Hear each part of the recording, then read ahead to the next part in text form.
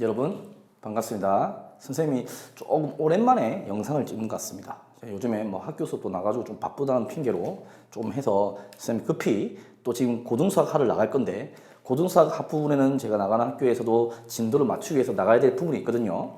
자, 그러면 저번 시간에 고등수학 하러 뭐 배웠는가 기억나십니까? 그쵸. 유한집합의 원소의 개수를 배운 거에 관련해서 그와 관련된 문제풀이를 해봤습니다. 그래서 변별력 있는 최대값, 최소값도 구해봤고요. 이번 시간에는 명제와 조건을 들어갈 겁니다. 명제와 조건은 크게 어렵지는 않은 파트인데 사실은 말이 문장이나 식이 많이 나와서 말장난을 많이 칩니다. 그래서 어찌 보면 국어적인 능력이 좀 필요할 때도 있거든요. 수학이지만 한번 들어가 보겠습니다. 자, 명제는 뭐냐? 명제의 정의는 참인지 거짓인지 명확하게 판별할 수 있는 문장이나 식을 명제랍니다. 자, 여기서 보통 틀리기 쉬운 학생들이 거짓인 문장이 명제가 아니라고 생각할 수 있습니다. 근데 거짓이라고 생각했다. 즉 거짓을 밝힐 수 있으면 그것도 명제인 거죠. 그러니까 참인지 거짓인지 알 수 있으면 명제가 있습니다. 그리고 보통 명제는 일반적으로 우리가 수학에서 P, Q, R처럼 이렇게 소문자 나타냅니다. 자, 그러면 보세요. 우리가 학생 여러분들이 벤 다이어그램을 배웠기 때문에 한번 나타내 볼게요.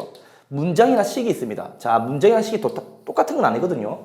여기서 만약에 딱 봐가지고 얘가 참인지 거짓인지 구별할 수 있겠네. 그럼 명제가 된다는 거죠. 즉 뭡니까? 명제는 참인지, 그렇죠, 여기 거짓인지를 구별할 수 있기 때문에 보자마자 이건 참이다, 거짓이다 알 수 있습니다. 그러면 이건 뭡니까?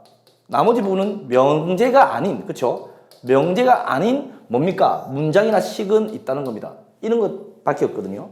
그래서 보통 한번 예를 들어 볼게요.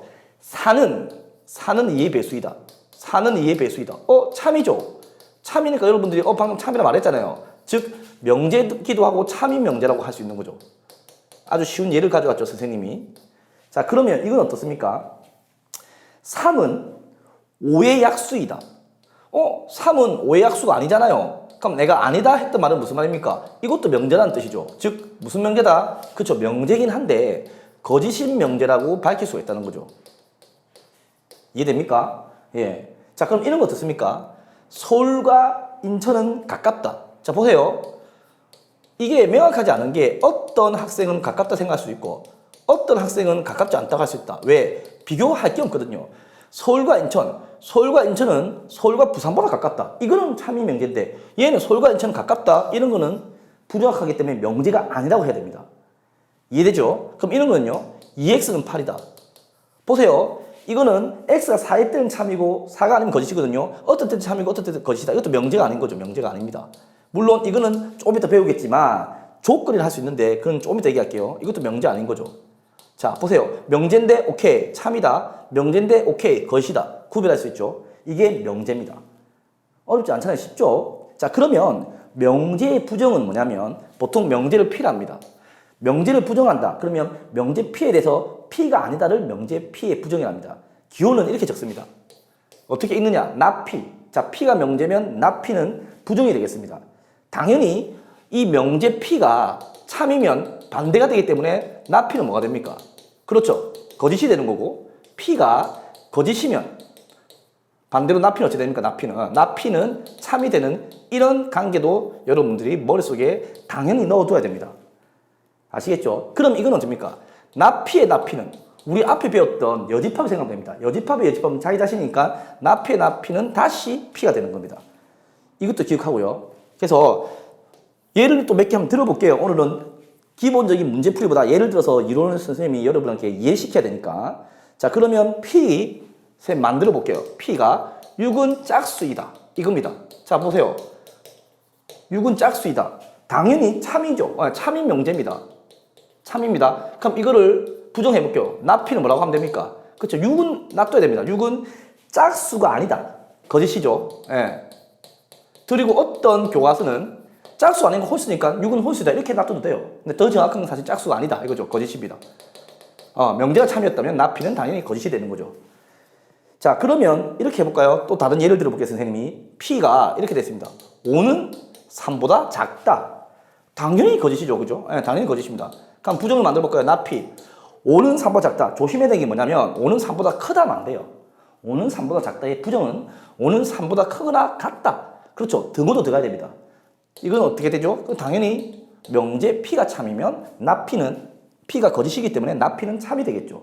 그래서 이거 조심해야 돼요. 이거 특히 이런 것들은 여러분들이 실수할 수 있기 때문에 명제에서 선생님 보면 항상 시험을 치고 채점을 해보고 보면 실수가 많지. 얘가 막 이렇게 어려서 틀린 건 아니거든요. 근데 실수가 계속 반복되면 자기 실력이 되고 점수가 낮아지면 기분 나쁘니까 이 파트는 여러분의 점수를 가져가야 됩니다. 자, 그러면 앞에 선생님이 잠시 언급했는데 조건이 뭐냐? 조건은 변수를 포함한 식이나 이게 변수의 값에 따라서 참, 거짓이 판별됩니다. 즉, 참도 아니고 거짓도 아니고 x가 달라지면 달라지기 때문에 이건 명제가 아닌 거죠.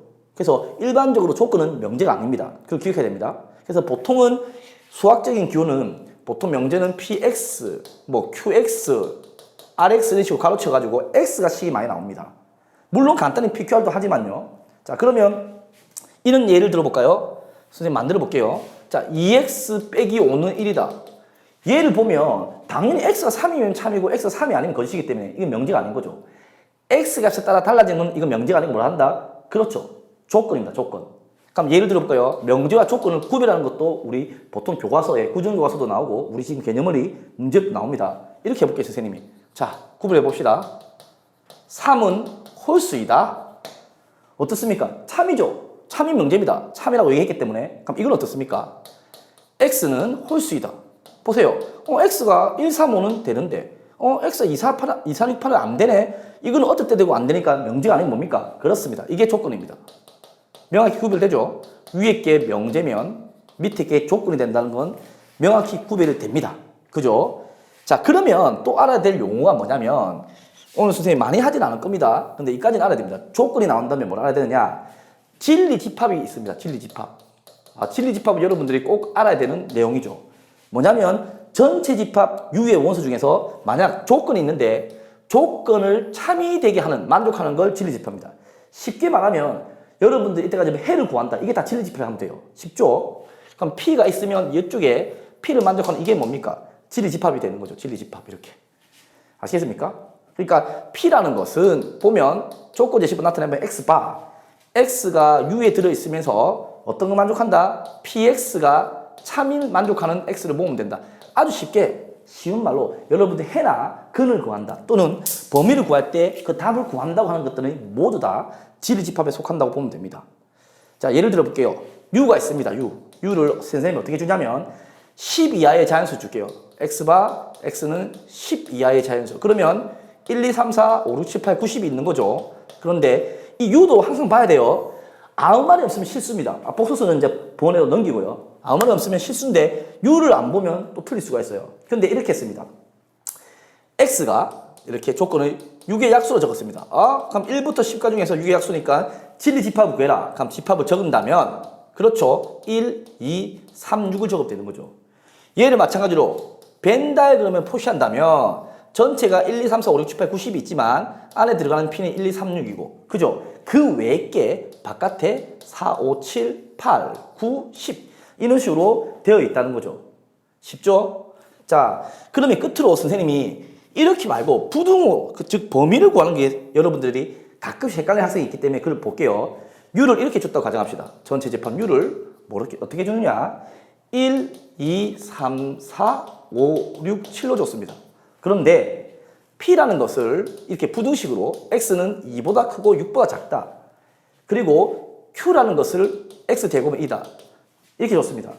이거의 진리집합을 구했습니다. 자, 그러면 진리집합은 보통 대문자였거든요. 2보다 크고 6보다 작은 여기 들어가는 거 뭐 있습니까? 그렇죠. 3, 4, 5 이렇게 해를 구하듯이 구하면 되는 거고요. X제곱은 1이라서 여기서 그냥 습관적으로 여러분들이 마이너스 1하고 1이네 하면 절대 안 된다는 거죠. 그렇죠. 마이너스 1은 전체 집합 들어가 있습니까? 안 들어가 있습니까? 안 들어가기 때문에 절대로 적으면 안 됩니다. 이것도 한 가지 실수할 수 있기 때문에 선생님이 강조했습니다. 강조했어요. 그럼 여기는 1만 적으면 됩니다. 이해됐죠? 자, 그래서 어려우면 벤 다이어그램을 그리면 되고요. 자, 그래서 오늘 여기까지 할 건데 끊는 이유가 많은 내용을 했습니다. 명제의 부정, 조건, 진리집합. 그럼 다음 시간에 뭐 할 거냐면요. 조건의 부정과 그리고 조건 P 또는 Q와 P 그리고 Q 이런 걸 알아볼 겁니다. 알아보고 오늘 배운 내용을 바탕으로 문제풀이를 꼭 나올 수 있는 걸 해줄게요. 자, 여러분들 수고 아주 많았고요. 다음 시간에도 뵙도록 하겠습니다.